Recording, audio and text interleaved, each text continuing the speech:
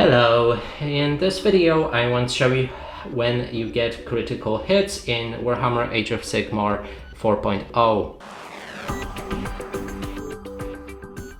An unmodified crit roll is always on 6.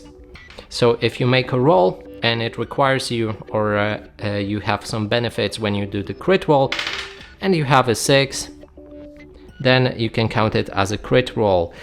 Now, some of the rules may actually interact with the crits so that you can score hits, critical hits on 5s, for example. So when you roll 5s, they might as well be the crits when the rules say so. And that's it for this video. Hope you like it. Please consider subscribing to our channel, leave a like and a comment below.